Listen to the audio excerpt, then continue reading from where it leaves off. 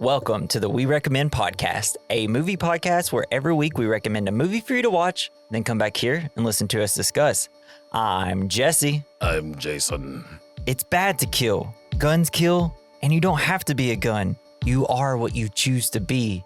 Because this week we recommend The Iron Giant.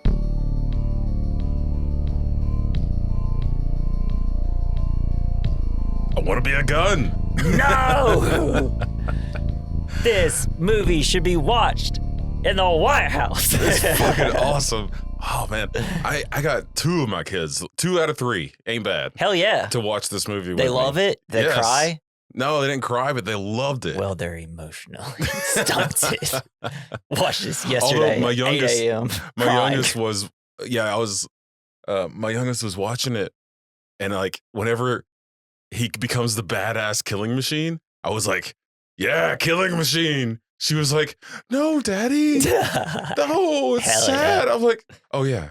Oh yeah, I should be teaching my kids this. This is bad. They should know that this is bad. I was like, oh, sorry.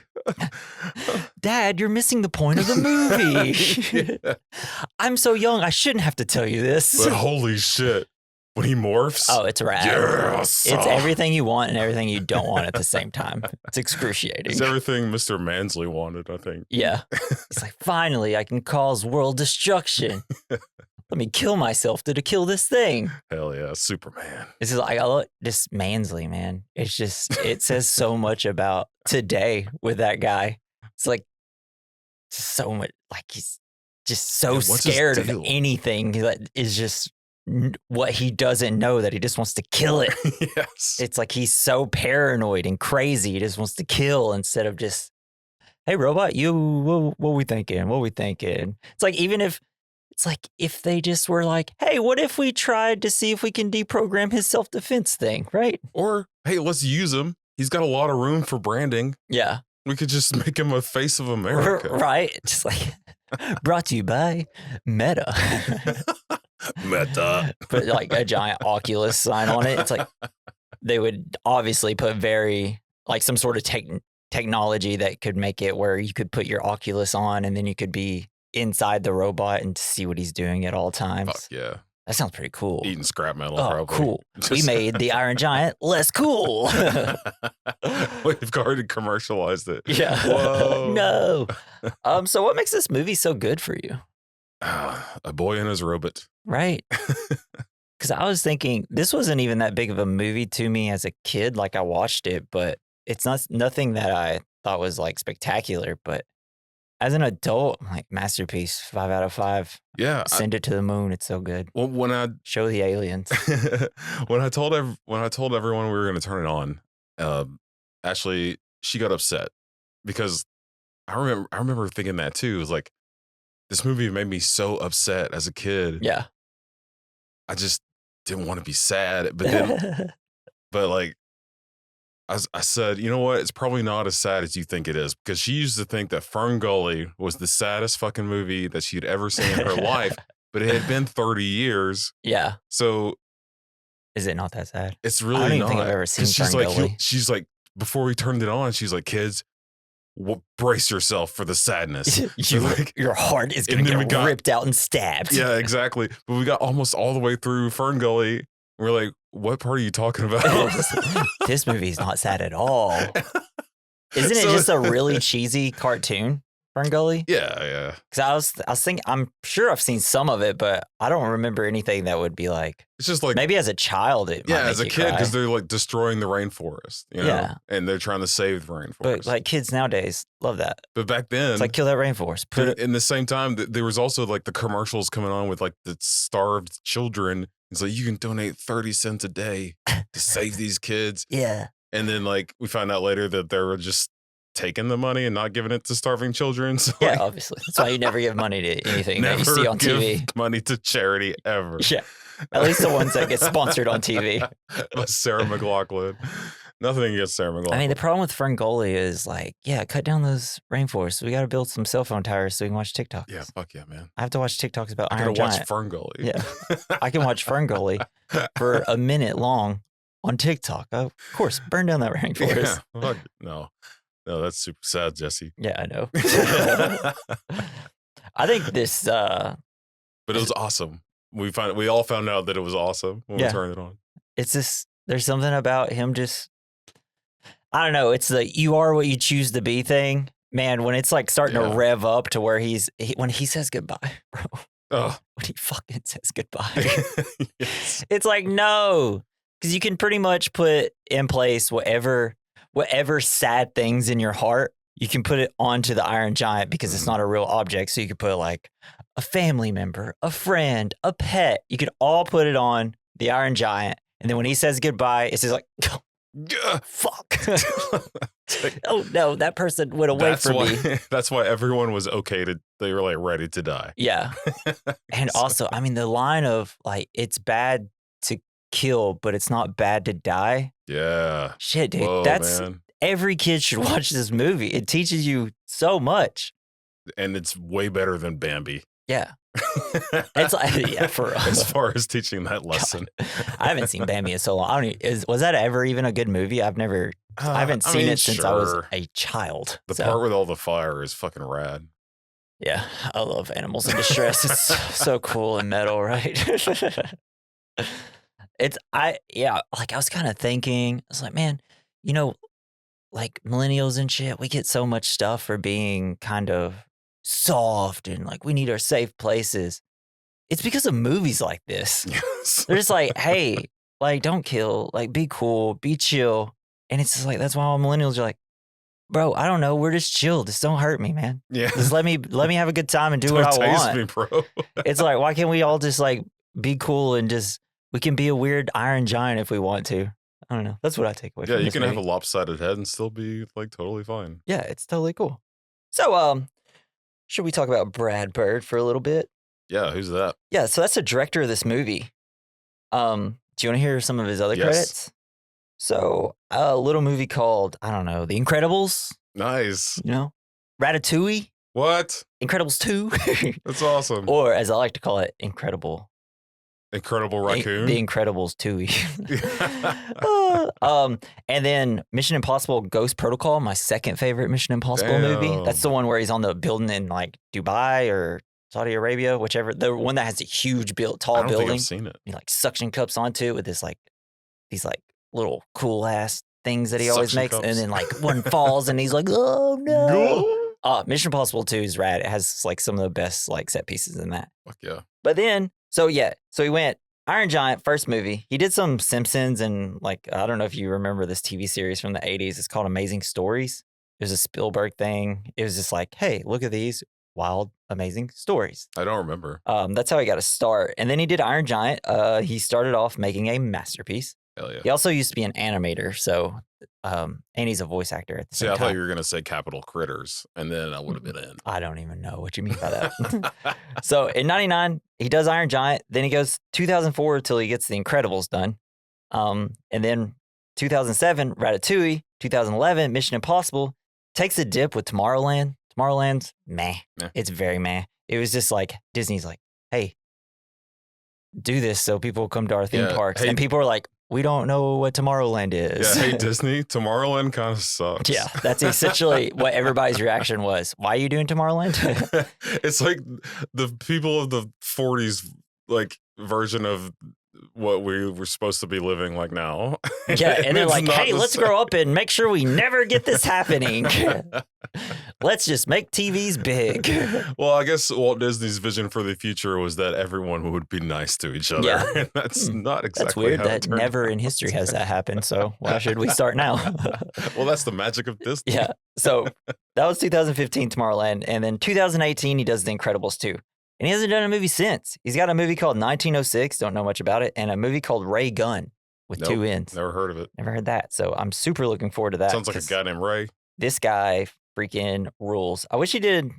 Man, I just wish after Ghost Protocol, he did a different live action movie. Because when I watched Ghost Protocol, I was like, holy crap, who did this movie? This is my favorite. Because at that point, it was my favorite Mission Impossible. And I was like, the Ratatouille guy did this? I have to know more. Ratatouille is amazing. Yeah. And the ride at Disney Dude. is really cool. Like, I mean, The only like I love The Incredibles, but they don't really like hit me like I love emotionally. The Incredibles. But man, when Ratatouille, when it's gearing up to be like, hey, this food critic's about to eat something that's gonna make you cry, brother. And then I'm like, oh no, things that make you think of the past. I'm heartbroken. It's great. So let's see, just a few more things. Movie's kind of just ET, huh? Thing comes from space. What? It's lost there. Kid finds it, takes it to his house. It's rummaging through. The kid's trying to make sure the parents doesn't see. But then also there's military on its tail. And then eventually the military come, they get it. But there's just a little bit more violence in this, obviously, because animated and stuff. But I guess. Mom's single. I mean, it's definitely inspired by, everybody loves Spielberg. He got his. I don't know. E.T. really creeped me out as a kid. I did not like him. Love his head. Hate his weird ass lumpy body, man. Yes. His pile of poop body. Yes, it is silly. So gross. His silly finger. Oh, I love his fingers. That's what she said. But yeah, just when I was watching this, I was like, yeah, E.T., there's a part where, he picks him up and he flies like near the moon. That was cool. So I was like, oh, that makes sense because Brad Bird got to start doing Spielberg stuff. So did you ever go to Universal and ride the E.T. ride? Yeah, it's one of the best rides there. It was sweet. Something I hated was when I got there, people were like, "Oh, this ride's this was the weirdest ride ever." And I was like, very strange. "It's the weirdest ride ever." When I saw it, I was like, "Oh, it's gonna be a goofy little ride, whatever." But then it started happening. I was like, "Oh, cool!" And you get the whole miniature city below you. That was sweet. We're doing the little, everything from the movie, and then it's like, what if we did a little bit from the books too? And then all of a sudden there's all these like weird ass ETs around going, yeah. They look gross and it's just like, let's go. Oh, so excited. And the fact that the little cart is like essentially just the bicycles, it's great. Yeah, that was really cool. I didn't know there were ET books. Yeah, there's actually a sequel book and everything that like takes place on his homeworld and stuff. They were going to try to make it, but they didn't. Yeah. All right, so I'm going to lay down a little bit of facts for you. I'm going to get the heartbreaking one out first, Snake. Hey, come on. His heart is broken. Hey, stop. I know, Jason's really great. She's like, oh, that's what he wanted. He wanted the burr. Like, his tail is going to, like, tear down the house. It's whipping back and forth so fast. So, Brad Bird was in part inspired to make this film as a memorial to his sister, Susan. Oh, no. Who died at the hands of her estranged husband by gun violence. Jesus. His pitch was, what if a gun had a soul and didn't want to be a gun? God damn, man. And you were cheering when he became the gun. I did. Because it's rad as hell. Yeah. It's pretty rough, pretty heartbreaking things. So let's start out with some facts about the Iron Giant. Did you know the Iron Giant is not the original name of the source material of this? Oh, let me guess. It was a book called The Iron Man. So they changed it to the Iron Giant so there would be no confusion from the Marvel superhero. Yeah, that's good. Which now is way better of a thing. Also, the book was written by Ted Hughes. It was a novella. And it was just essentially called The Iron Man, A Story in 5 Nights. So the movie also takes place in 5 nights. The novella is basically about the Iron Giant defending Earth from extraterrestrial monsters, which resembles like dragons and stuff, that has crashed on top of Australia. The relationship between Hogarth and his mechanical friend isn't as thoroughly developed in the book as it is in the Iron Giant movie. So yeah, essentially it was just about a giant robot shooting giant reptiles flying around. Yeah, man, that's badass. The book had a sequel in the 90s, The Iron Woman. So 25 years after the Iron Man was published, Ed Hughes released a sequel to the story titled The Iron Woman.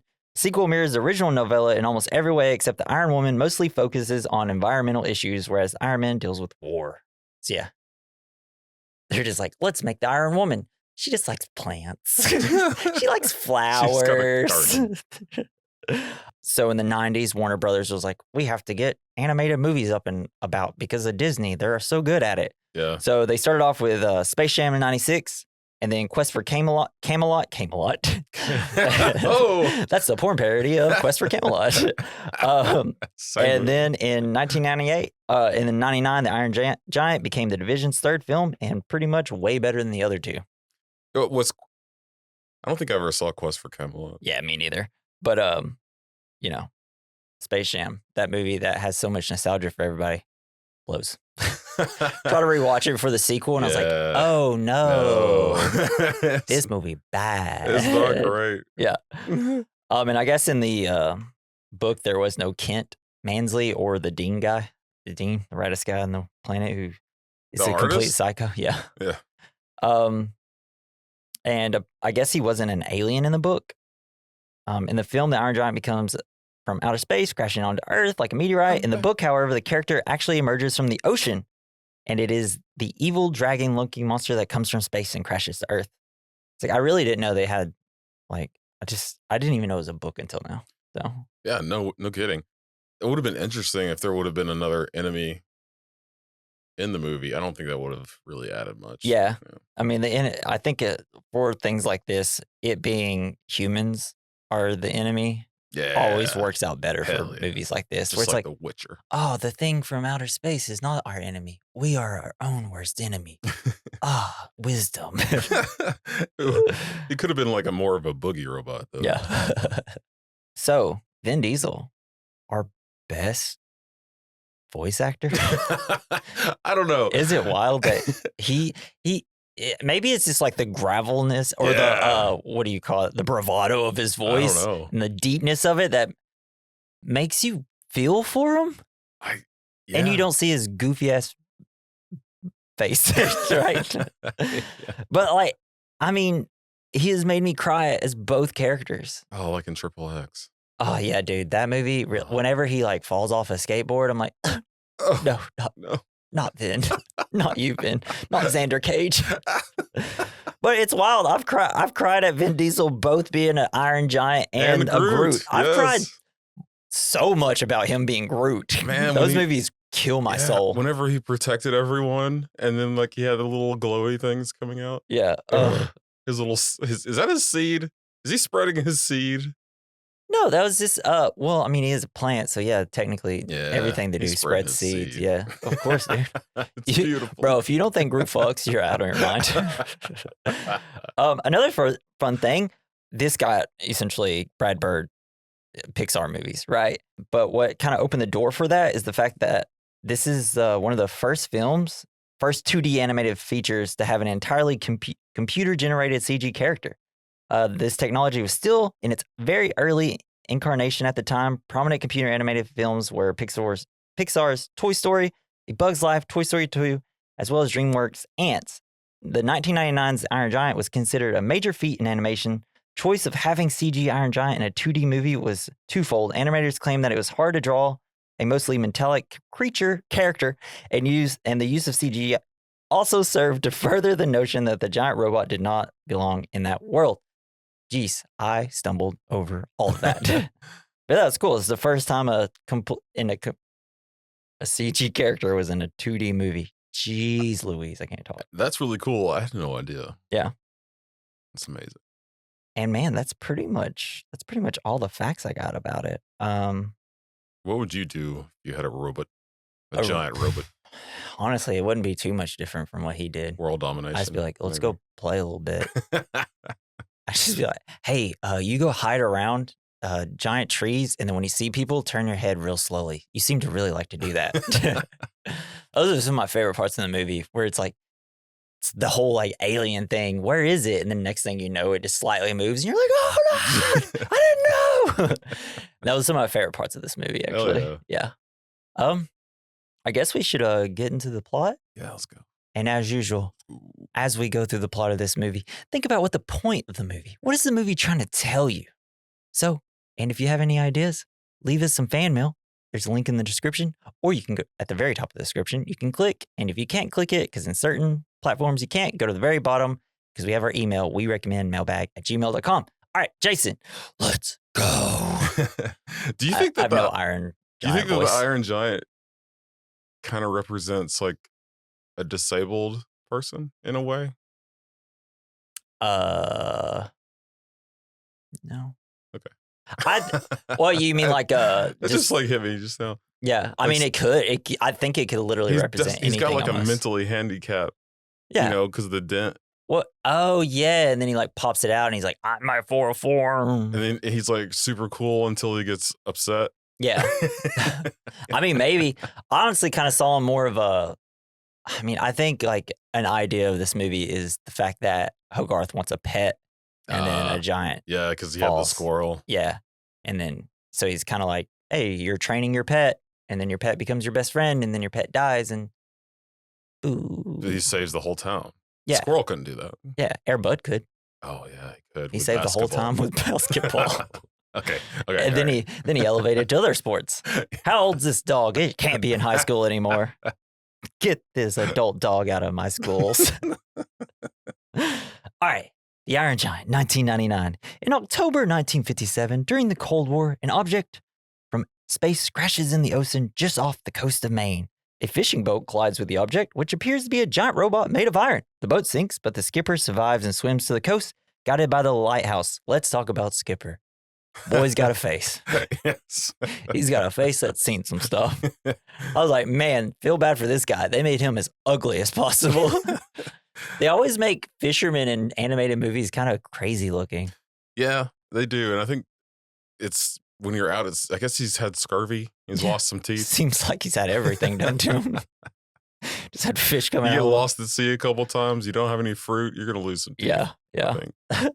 So then we meet Hogarth, who visits his mom and begs her to keep a pet squirrel. Then Hogarth meets an artist named Dean in a diner because his squirrel got loose.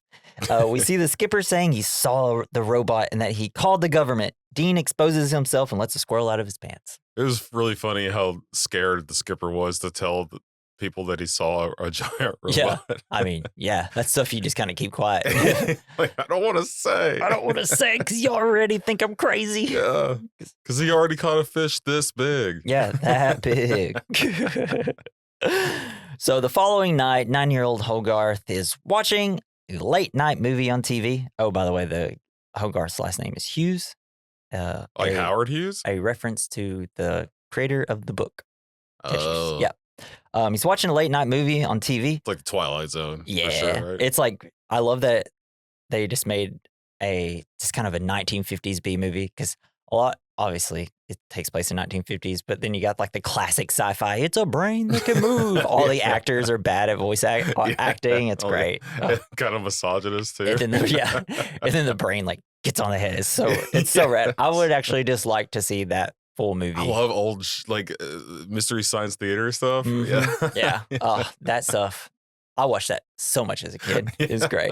I Me love too. that they brought it back on Netflix. I wish they do more. So, he's watching a movie on TV as his mother's working late at the cafe. Then the TV suddenly has no picture, and Hogarth climbs to the roof to find the antenna cut off and a trail that goes into the forest. Dang, giant robot, bad at hiding. Here's the thing: the Iron Giant's terrible at hiding and also so sneaky. Yeah, because of all the tall trees. Like this is probably like up in Oregon or Washington, right? Shit. Those giant ass trees. Yeah, I would assume so. Like, because they'd have to be huge. Yeah. Like the Oh big- no, it's in Maine. Yeah, I just said at the very Oh, beginning. it It's is in in Maine. Maine. Yeah, it's Rockwell, Maine. I didn't know they had big old trees up there. Well, Never it is. been. It's supposed to be in the 50s, so it wouldn't have been as populated, I'd assume, No. as many. I don't know. Maine doesn't seem like they have. I feel like there have been huge more cities. lobsters and shit. Yeah, that's true. I don't know. I mean, if they said it in Maine, he's got to fight one giant crab at least once, right? Mm. So Hogwarts. I'm going to say Hogwarts. I'm going to do that the whole episode. Expelliarmus. Hogarth investigates a trail of destruction in the forest and finds the culprit, a 50-foot tall alien robot. Great shot of a robot looking like he is a part of the woods and then turns his head and we see his eyes. Yeah. So good. Every movie should do that if they have creatures in it. Been watching Alien Earth. Oh, they do I it can't so many wait to watch times. that. It's so fun to just watch that show, just be like, where's the alien? It's got to be here Yes. somewhere. 'Cause as long as you're still, you can hide from Yeah, anything. pretty much. And if you're like a weird shaped creature that kind of fits in with every surrounding ever. Yeah. So he runs away, but then returns to save the robot when he gets electrocuted while trying to eat the transmission lines on an electrical substation. It's a big hungry boy. Hogarth turns the substation power off. Love that because it's an animated movie for kids, it's just a giant off switch that anybody could just walk into and shut off if they wanted to. I think there was a big old barbed wire gate. That's true. They got knocked out. But I'm just like, maybe put that inside of a locked building, you know? Or it's just like a door that you have to have a key. Yeah, something like that. I don't know. I don't know. Just like, you know, there could be like a killer out there that's like, I'm going to kill everybody by shutting down the power. No one can see me. It is kind of interesting that he didn't like electricity. Because like a lot of robots love that shit. But hey, metal, man, you know, it just... I feel like it'd be more of a tickle. Yeah. I don't know. I can't do his voice. So yeah, he turns off the switch to be so the robot's not being electrocuted. Hogarth's mother returns from work, is worried at not finding him at home. Hogarth, you got to clean up, man, before you go out, just so you're not in that much trouble, you know? So Hogarth climbs the robot's face and looks in his mouth because he's, I don't know, smart, I guess. It's like my cats around my dog.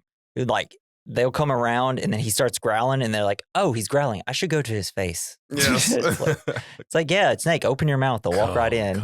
But then the robot wakes up. Yeah. He runs away and the robot disappeared. So his mother goes into the forest looking for him and finds him near the substation. Hogarth tries to tell her about the robot, but his mother is not in the mood to hear anything. Mom. Yeah, right. Well, I'm assuming followed the destruction. Yeah, but go towards the most dangerous thing nearby. And so she shoves him in the car and they drive off and he sees the robot behind. It's like, hey, robot, where the hell did you go? It's loud when you stomp. This is like, it's like Cloverfield, which we just recently did, where it's just like, why is this thing so sneaky and also always be able to be seen? Well, the Cloverfield monster is in a big city and it's so noisy. I can imagine that being kind of sneaky. It's like the Central Park area that we talked about where I'm like, it's a giant open field. How did it sneak up right behind you and pick you up? The robot does that a lot in this. It's just a classic thing that movies are like, oh, we want him to be sneaky, but he's also giant, so we'll just use it at will. So Hogarth is at school and we see he's learning about a potential atomic holocaust. This is a great video. How to duck and cover. Yes. Classic 1950s Cold War stuff. Fun. I always think of the Fallout boy, like in the Fallout games. Yeah. He's got this thumb to the sky, measuring the atomic blast. I think of one thing every time I see this. It was an old Boy Meets World episode. And it's either like the whole episode takes place to where Corey falls asleep or he's dreaming or something, and he goes back to the 1950s and all his friends and stuff are from the 1950s and they're doing this whole duck and cover under your desk and stuff about nuclear wars. Nice. And I just remember he says, kiss your butt goodbye. And they're like, how could you say that? But? Yeah, because it was the 50s and everybody's all conservative and like, you can't even say butt. We're adults. We can't think about her. But yeah, his fellow classmates think it's an evil robot, and they also don't like him because he's a whiz kid, which we'll find out later. It's just because he does his homework. Yeah, it's just not a piece of shit. Yeah. Then we see Dean talking to the skipper who said the government is sending someone. Bum, bum, bum. Cut to investigating the destroyed power station, U.S. government agent Kent Mansley, played by Shooter McGavin himself. Really? Yeah, it's the voice awesome. of Shooter. Christopher McDonald is his name. I eat pieces of shit like you for breakfast. You eat pieces of shit for breakfast? He discovers evidence of the robot and decides to continue his inquiries in nearby Rockwell. At the substation while he's investigating, the robot eats Manley's car. He finds a BB gun that Hogarth left near the substation. Bum, bum, bum. Like Hogarth, man, what a good name. Yeah, oh, it is. It's a great one. I think we've lost a lot of really good names. Isn't that the name of the giant furry creature in Labyrinth? Isn't it Hogarth? Maybe. Or is that no, that's the guy that we first see peeing in a pond in the kids' movie. Yeah, because that's the puppet that got lost at the luggage museum in Huntsville. Yeah. Nice. So Hogarth eventually returns looking for the robot. He tries to lure him out with metal so he can take a picture of it. Somehow the robot sneaks up on him and he runs away. Yeah. I mean, is he like, I've been watching a lot of ninjas stuff on TikTok about how they get around real sneaky and they like walk on their hands. Mm-hmm. Have you seen that? Oh man, I haven't seen that. Maybe he's. And that's what he's doing. He's a ninja robot. Oh, that should be the sequel. So the robot catches up with him and tries to sit like Hogarth because Hogarth like falls down and then he starts sitting and it's really It cute. just earthquakes the Yeah. whole area. Yeah. The giant shows him the shut off switch and now he is friendly because he's like, he shows him that and he's like, oh, you know, I saved you. Friends for life. Hell yeah. That's awesome. So he befriends the giant, finding him docile and curious. He teaches him about rocks and trees, and the robot creepily tries to say the names of objects. Rock. Rock.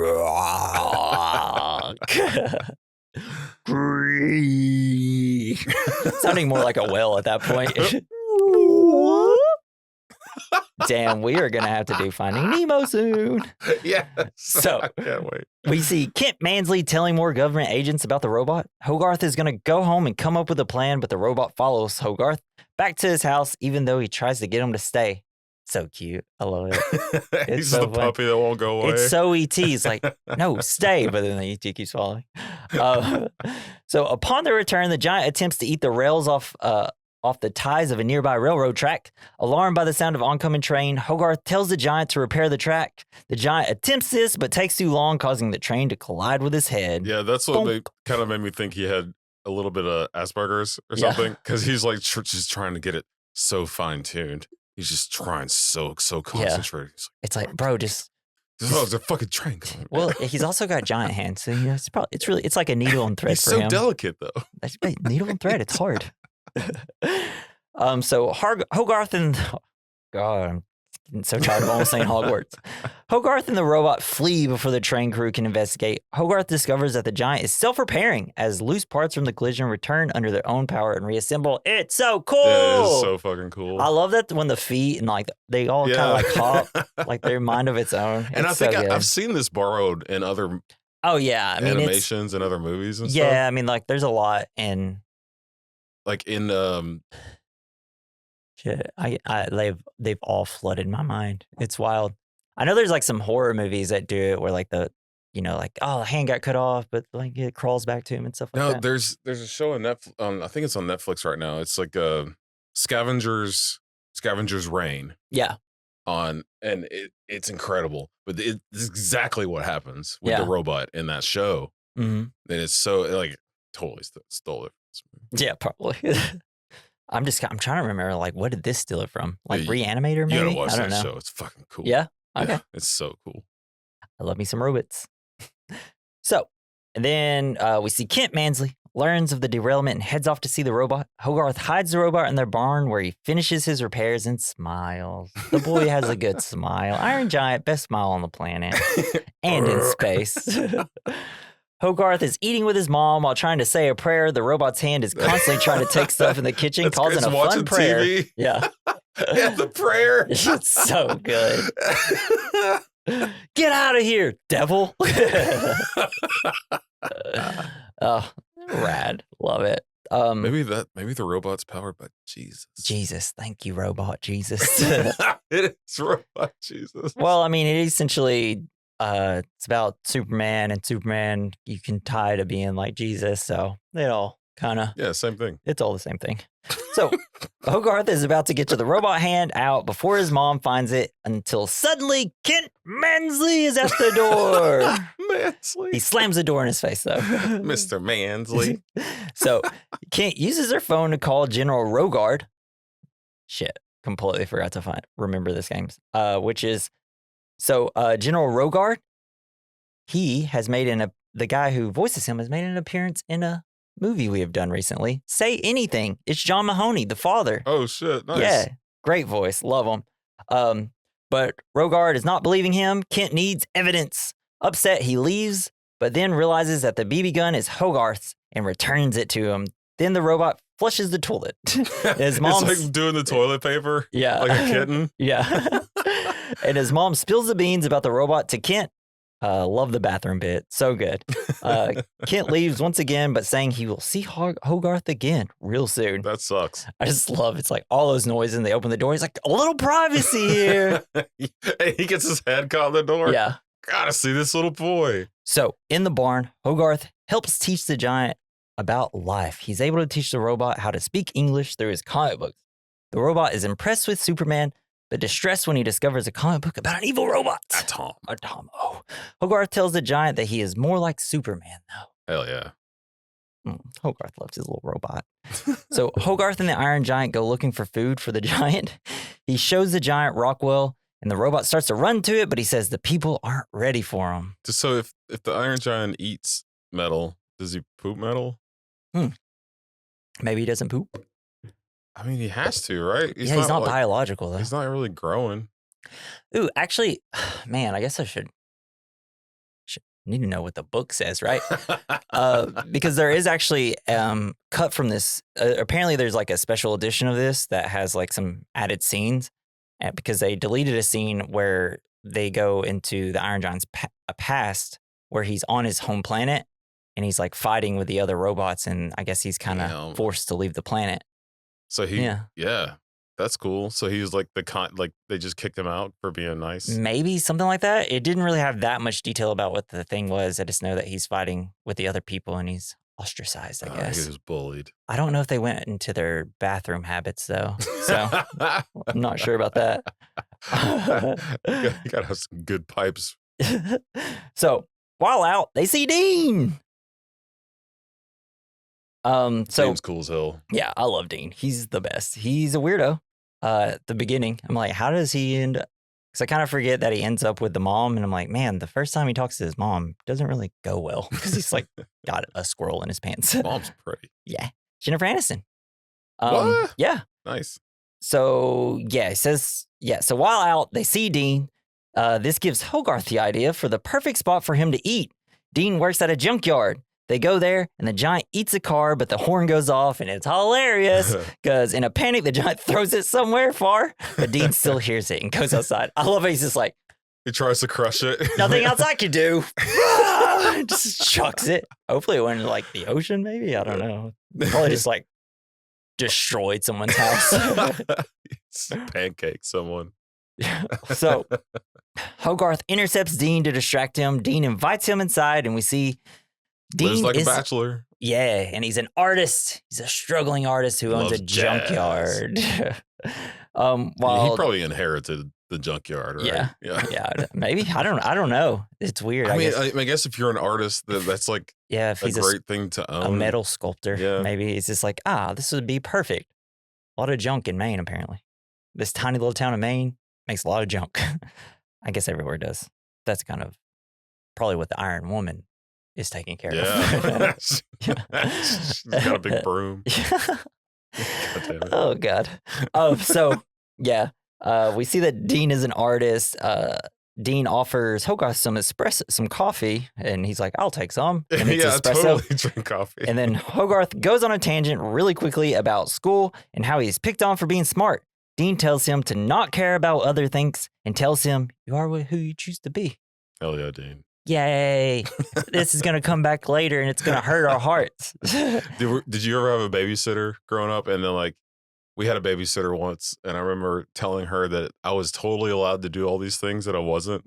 Because, how would she know? Yeah. Stupid woman.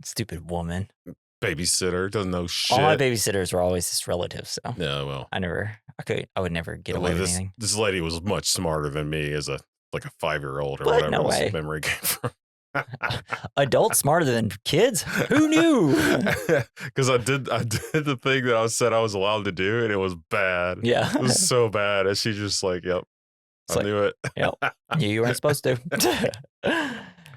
So, then after all the espresso talk, they hear a noise outside, and Dean investigates, immediately thinks it's bad. The robot picks up Dean, but Hogarth tells him he is a friend. Dean is nervous. Hogarth tries and convinces Dean to let him stay at Dean's, and he eventually agrees. Yeah, just eat up my product. That's good. Yeah, dude. Or he's just like, don't eat that one. That's art. Eat this stuff. Hogarth returns home in the morning where his mom reveals that Kent Mansley is renting a room in his house. I love that he comes home in the morning to go sleep. And he's like, oh, you're already up. Great. He's like, yeah, just making the bed. God damn it. I'm going to fall asleep at school. But yeah, it sucks because, of course she had to have a room to rent. Oh, man. And he stays there. Great twist, though. Love it. Think your husband died in the war, or they got divorced? Ooh. Because there had to be a war that he died in, right? See, 1957. She's probably in her late 20s, Like World early War II 30s. is probably over like 10 years before. Yeah. He's around 10. Yeah, maybe. I don't know. Yeah. Maybe a robot threw a car on him. So we kind of get a montage of Kent questioning Hogarth and the robot eating Dean's metal. Dean tries to teach him the difference between art and scrap metal. And the robot learns quickly and also kind of makes a work of art in Dean's eyes. That was sweet. He's like, oh, well, that does look nice. Hell yeah, man. Thank you, Vin Diesel. These robots learning stuff. So Kent at the diner flips out about the robot, saying it could be anything. It could be the Russians. It could be aliens. It could be your And he gives mom. him laxative. Yeah, and then Kent gets laxative put in his milkshake. Choco-lax. Smart thinking, Hogarth. And then it cuts to the scene from Dumb and Dumber. Yeah. When he's on the toilet. And then Hogarth's like, oh, shoot, we got to give him some pills because he has like acid reflux or something. Then just murders him with rat poison. Rat poison. Yeah. So Hogarth goes to the giant. They're having fun together. He does like a rocket car thing, which looks hella fun. We see Kent investigating more signs of the robot and then eventually finds Hogarth's camera. No. The three... It's amazing that Hogarth didn't like go back and like look for it. He's good. Not Yeah, thinking. I guess. Didn't think about his BB gun or his camera. Probably didn't even know where he put that camera. Yeah, camera because it was kind of just like was hanging It up got in a just tree. like thrown into a tree or something. So the three go to the lake. Hogarth, Dean, the giant. Hogarth swimming in the lake. He's like, come on, Iron Giant, get up in here. Iron Giant runs away and we're like, oh, I guess he's not going to get in there. Cannonball! Yeah. Hell Which yeah. is, ooh. It drains half And the guess lake. what, guys? Cannonball, that's a reference to the movie we're also going to do next. And the pond almost completely drains out. It's great. It's so cold. He's like, this water's fine. It's like my kids when I took them to the beach for the first time. The water was way too cold. Dude, that's the worst part about the beach is getting in the water at first. It's like, no. And then you get tired of swimming. It's like, oh, I want to go like lay on the beach. And it's like, if I do that though, I have to get back into freezing cold water. Yeah. Well, like, yeah, they're out there and their skin is physically blue. Yeah. And they're just like, we want to stay in the water, Dad. It's like, which beach did you take them to? It was Panama City, I think. Yeah. Hmm.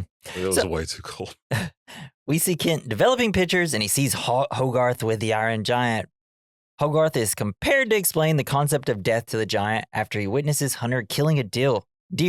A deal. Witness hunters killing a deer who see the giant. Oh, the hunters end up seeing the giant. I worded that weird. I love like the little cute moment that breaks your heart even more that the deer gets shot when he like sniffs the finger because deers are very skittish, but he was so calm kind. enough to sniff his finger. And then he pets the dead deer, like tries to pick it up. Yeah. And it doesn't It move. doesn't It's move. so sleepy. Because it's a dead ass deer. Whenever we see dead animals on the road, I'm like, oh, look, it's so sleepy. It's so sleepy. Don't worry, kids. This is sleeping. It's asleep. Don't worry about the It's drag marks and all the blood everywhere. And the bird pecking out its eye. It's just sleeping. It's That kind of bird's its friend. it's kind of become a joke now. Yeah. Your kids are like, ha ha ha. Dad, you love making Dad. jokes about death. Got a good one. So, Hey, why do chickens only make one noise? I don't know why. Because they can't think outside the box? We see the robot sees the gun. Get that fucking joke out of this podcast. Everybody's driving into the river now because of you. Because they're laughing so hard. We just lost half our audience. to traffic accidents. So when the robot sees the gun used to kill the deer, his eyes turn red, but Hogarth snaps him out of it. At Dean's, the robot is sad. Hogarth explains that it's bad to kill, but it's not bad to die. No. So he explains that no one really dies because our souls live on, and he tells the giant that even he has a soul. Oh. Not really, but oh. Yeah. Well, it's cute. I love it. Programmed. Well, I don't know. Maybe they gave robot birth on his robot planet, you know? Yeah. We don't know. I don't know if it went through that in the Big deleted giant scene. robot pussy out there in space. Yeah. Man, that robot pussy popping. Gross. Sorry if you're listening to this with your kids. You should know better. Oh. So Hogarth is detained and interrogated by Mansley. And And I don't know. So he Mansley's just at home alone with Hogarth. Maybe the mom shouldn't leave her son home alone with a random stranger she just met. Yeah. I mean, I guess he's a government agent, so they're like, we can protect you because yeah, nobody in the they government's trust ever done anything they bad. trust the government Yeah, 1950s. complicitly. At that point, we didn't know that they would just do anything to anybody for any reason if they saw fit. Yeah. Yeah. Nobody. Yeah.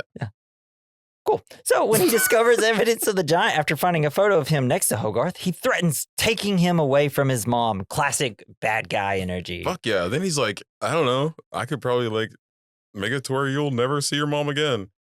God damn, Mansley. Yeah. Turns out he's a bad guy, you know?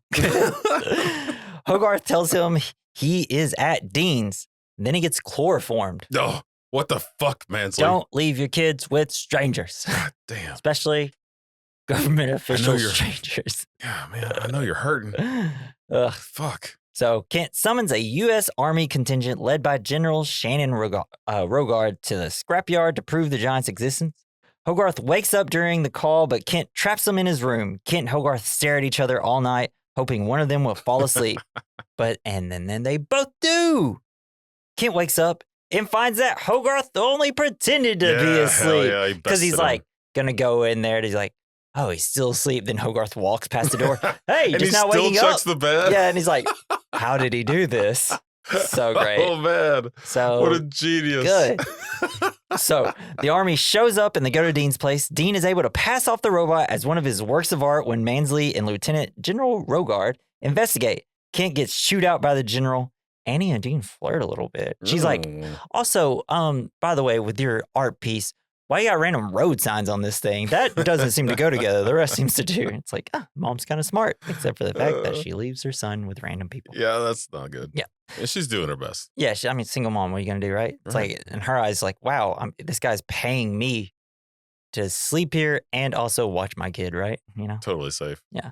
So later, while playing with a toy gun, Hogarth inadvertently activates the giant's defense system, firing a laser beam in the process. Which is fucking rad. And it sucks because right before he's like, you're a Tomo. And he's like, no, I'm Superman. And then he like starts to act like a Tomo. Yeah. Dean yells at him for nearly killing Hogarth, and the saddened giant runs away with Hogarth giving chase. Oh. Sad Vin is very sad. I don't know. Sad. I hate when you got his gravelly voice. Like, oh, no. No, I'm good. As a robot, I live a quarter mile at a time. You almost had me. You didn't even have your car. We're family. Fast and the Furious. Ooh, shit. We gotta do Fast and the Furious soon, dude. We should. We have to do that. Maybe we'll keep that. We gotta keep that in mind. I don't think it's on anything right now. That's what sucks. Oh, no. So Dean realizes that the giant was only acting in self-defense and catches up to Hogarth as they follow the giant. The giant walks in snow, sad and alone. Just like freaking Charlie Brown, man.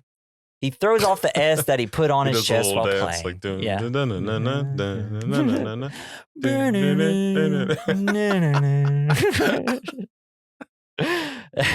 Snoopy flies by. Yeah, it's like, just gives a thumbs up.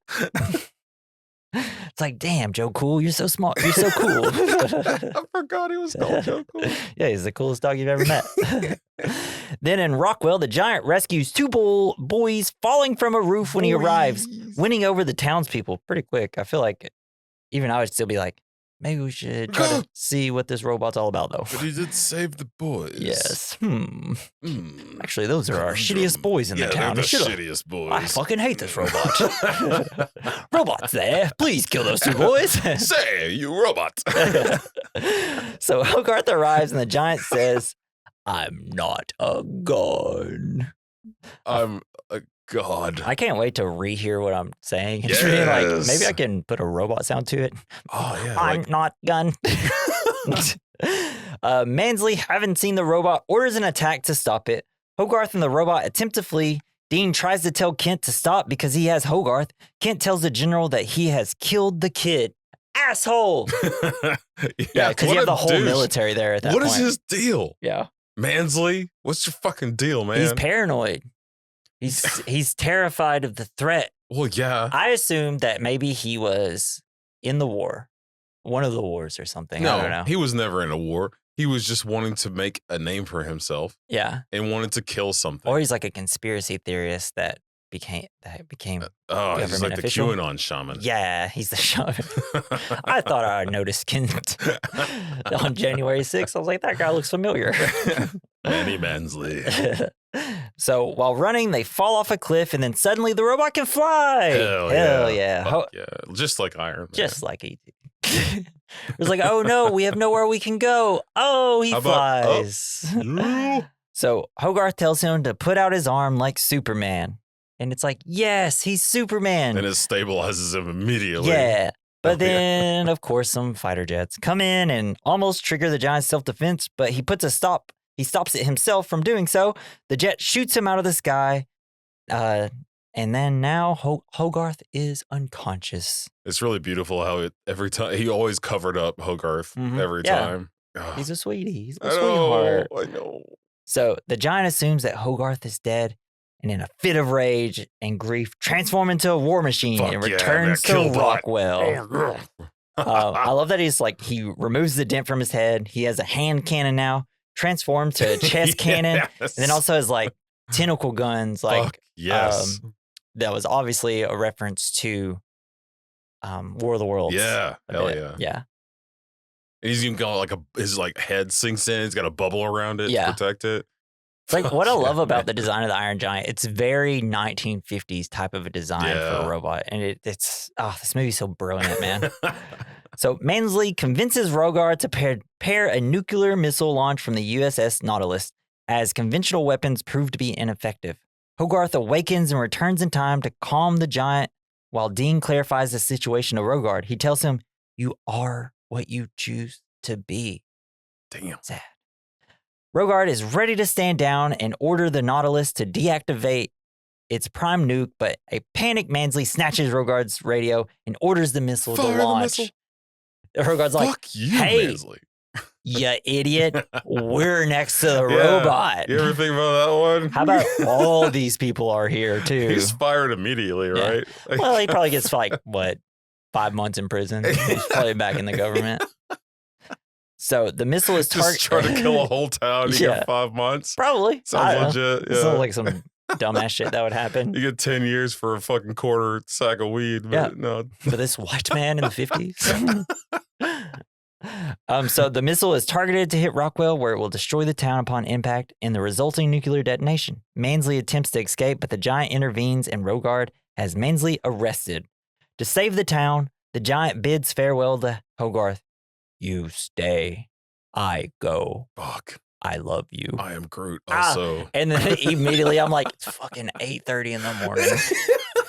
And I'm over here trying to hold back tears so I can do notes. And then he flies off to intercept the missile. As he soars into the missile's path, the giant remembers Hogarth's words. No. "You are who you choose to be." Jesus. He smiles contently and Closes clarifies his himself eyes. Superman as he collides with the weapon. Beautiful. Can we just it's have great. a moment of silence? It's so sad. But I put in my notes something to kind of put us away from it. Hey, people in town, get in a car and drive. Yeah, get out of here. I feel like maybe at least try. If you could get a few miles away, you might be able to outrun it. Because that thing was in outer space when he hit it, so you had plenty of time. If all y'all saw that going and just immediately was like, we probably got 5 minutes, 100 miles an hour, we'd probably get out of here. Yeah, but no, it was just it's too late. Because it's 1950s nuke. It's not like a now nuke that would probably destroy. The cars could only go 46 miles an hour, though. That's true. I just feel like, hey, Iron Giant, could you all scoop us all up and just fly away? Yeah. Put us in your chest cavity. Leave let's Mansley. Go. Let's tie him to a tank or something. Throw Mansley at the missile. Yeah. But what a just an absolute brilliant scene with him. Just everything kind of came back all at once. The whole "you stay, I go," which is what he did at the beginning. You are who you choose to be. The Superman stuff. It was all building to this one moment to rip your heart out. Yes. And it successfully did it. Yeah. That's why you don't need the most crazy movies. All you have to do is make us feel, and we'll remember a movie for hundreds of years. You always remember how you feel. Yeah, exactly. So the missile explodes in the atmosphere, saving Rockwell, its population, and the military forces nearby, while the giant is presumably destroyed, leaving Hogarth. Wait, it's called Rockwell. I had a connection. Rockwell. Are you about to say Roswell? Oh. I don't think there's Please continue. any sort of connection. But while the giant is presumably destroyed, leaving Hogarth, Dean, Annie, and Rogard devastated, months later, Dean and Annie, now a couple, have a chat at a memorial of the giant made by Dean standing in Rockwell. Hogarth is given a package from Rogard containing a screw from the giant, which is the only remnant found. But that night, but wait, there's more. There's more. Hogarth finds the screw trying to move on its own, and remembering the giant's ability to self-repair, happily allows the screw to leave. He's like, hey, quit screwing around. Fun fact, that screw is typing Morse code. It's typing go. Really? Yeah. That's cool. I know. Movie. Perfect. The screw joins many other parts as they converge on the giant's head on the Is that the same, like, skull is that his glacier? jaw screw, the same one? Yeah, I think it's the main one that like fully fixed them the first time we saw it. So now in a glacier in Iceland, and the giant smiles as he begins reassembling himself. In Iceland? End. Yeah. God damn, they got blown to fucking shit. Yeah, I guess it's like the wind. I don't know. That's a long way. What I'm assuming is probably the parts spread out all over the globe. Yeah. I'm assuming this is a giant, massive nuke, and then I'm assuming gravity kind of took it a little bit. Yeah, because he was kind of outside. It's still inside the atmosphere, maybe, but like it could have just. Yeah. Giant explosion though, threw it everywhere. That's awesome. And I think it just all converges on his head. So I think that's because he's got the antenna. Yeah, it's great. I wish I could do that. I know, and like, because my daughter was like, "Oh no," I was like, "Just wait, just you wait, just wait." That's it was amazing. The Iron Giant. God, so good. Jason, what's the point? Good feelings. Just to feel good and bad. I think it's that you don't have to be an evil dick that just wants to point weapons at people and kill them. You can choose to be a good person and help, not kill. Also, I think it's about gun control, war, and some like fatherhood stuff. Yeah, sure. Yeah. Yeah, that's really good. Yeah. So, you know, better I don't than know. my thing. Maybe if you have like some power and it's just like, maybe like we don't just constantly sick like military on people and stuff like that. And we just try to figure out rational ways of fixing things. Yeah, maybe take a millisecond to try to understand. What people and everything. Yeah. Everything's fine. We're all good, right? Everybody's happy. It's good. So glad we have movies like this to make me not think about anything around anytime. It's amazing. It's such a good movie. Yeah, it's great. Oh. So, hey, anybody out there who's a dick, stop being a dick. Yeah. Be a robot. Or blow you up with a nuclear missile. Robots good. People bad. Be more like robots. It's like Bender from Futurama. Yeah, don't be like him. He wanted to kill all humans. He's an alcoholic. But he had to. It lubes his gears. Yeah, that's great for robots, but human alcoholics, usually not good people. Yeah. Or just in very sad situations, you know? All right, well, that's that category. Now we're going to hit the good, the bad, the ugly, the fine. It's where we discuss the good of the movie, something that we liked about it, the bad, something we didn't like, the ugly, something that didn't age well, the good, something that did age well. What do you got for the good?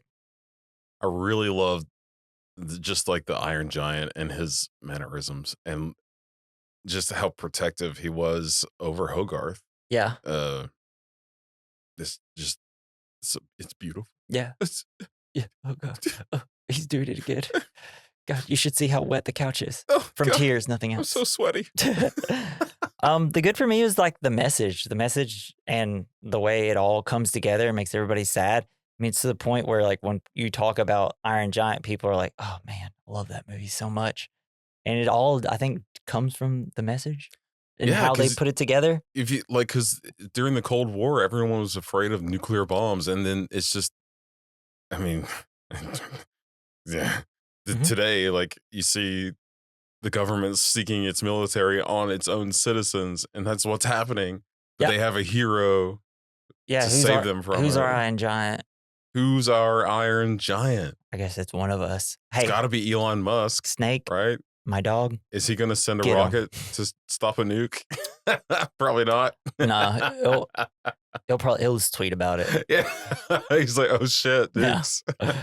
No. For the bad, I put if you don't think the message is good.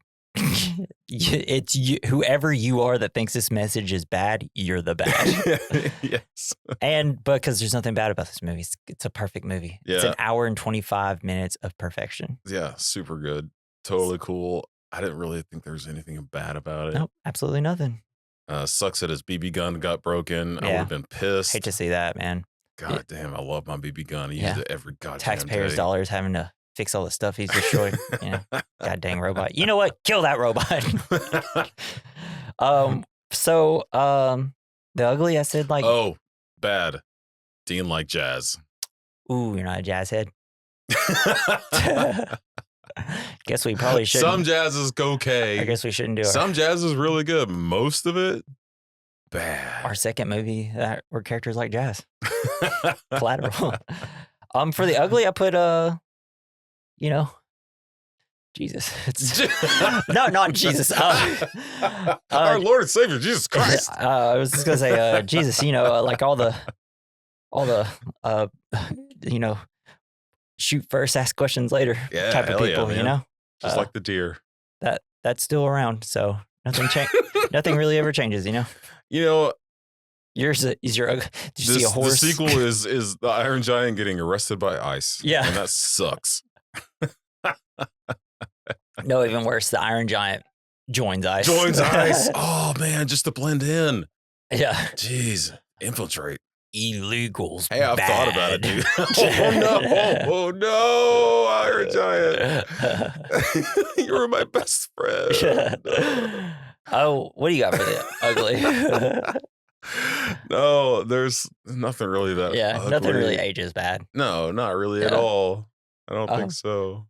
For me, for Maine. Maine. Ugh, fuck Maine. Jesus. Just kidding. Never been to Maine. Seems lovely. Except for the fact you got giant robots and Stephen King monsters everywhere. Stephen King has worn the fuck out of Maine. Maine's just like, dude, can you make one good story we're not here? that scary over here, guys. We can't help it. It's cold all the time. There's crabs everywhere, I can only assume. So many crabs. So I put for the good, I just put robots. Yeah, fuck yeah, man. The robots. Yeah. They're awesome. And also just like kids' movies transcending age and that is really good. That is really insightful. It's like well, if you think about it, all good kids' movies do that. Yeah. All Pixar does that. Anytime there's like a movie, you go and look up reviews and it's got like all these amazing reviews, and then you watch it and you're like, oh, because it kills adult people's hearts too. Okay. Do you think they have a guy that's just in charge of that, like watching the movie, and he's like so it's like all these people bring these fun little kids movie scripts to them, and then like there's somebody, get the saddest man on the planet here. We have to break some hearts. Yeah. Get the Birdman. Yeah. So we got for the good. What aged well? Or the fine, not the Cold good. War. Cold War. Yeah, aged pretty well. Yeah. We got out of it. We did it. We're kind of back in it. Yeah. We're in a little bit. We did it. Whew. Man, we're back in.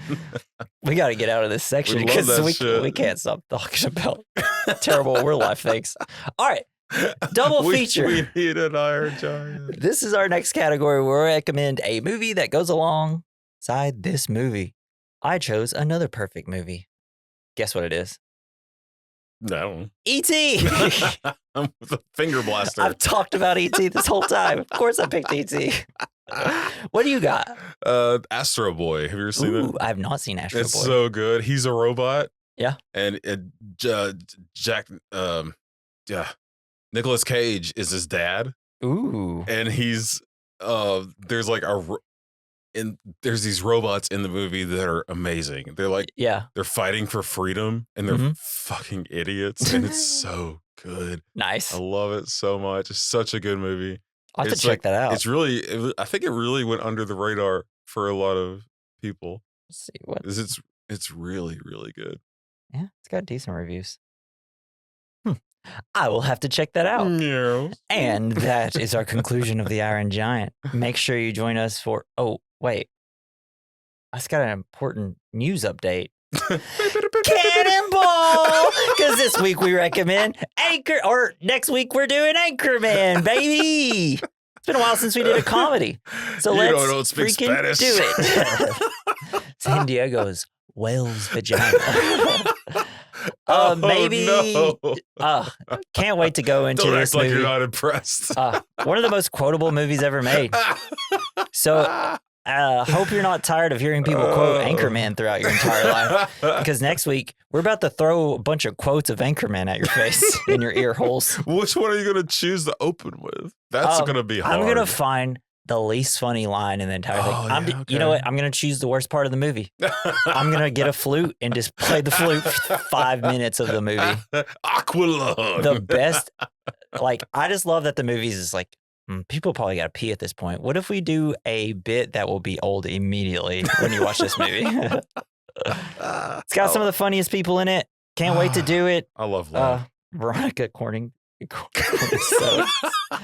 Oh, the names. Brick Camland. Champ Kind. Oh, man. What a perfect comedy. So make sure you join us next week for that. It's going to be a lot of this. Yes. Jason will be laughing. I will be starting to continue the notes, and then he'll just laugh louder and I'll stop. It's going to be great. So join us next week for that. And thank you for listening. Hey, I'm just going to zip through this. Get fan mail. Zip. Go to the descriptions. Leave us some. Hey, review us, okay? If you got a phone and you listen to this, if you're on Spotify, it takes 5 seconds. Just click the three little goddamn buttons and then hit rate and then give us 5 stars and you're done. It takes like 5 seconds. Yeah. And if you're on Apple Podcasts, well, type something nice about us, please. That'd be so good. And yeah, hey, Joey Prosser, thank you for our intro and outro music. You can follow him on X at Mr. Joey Prosser. And this has been the We Recommend Podcast. I've been Jesse. I've been Jason. Jason, it's not okay to kill podcasts, but it's okay for podcasts to die. Oh no! Bye!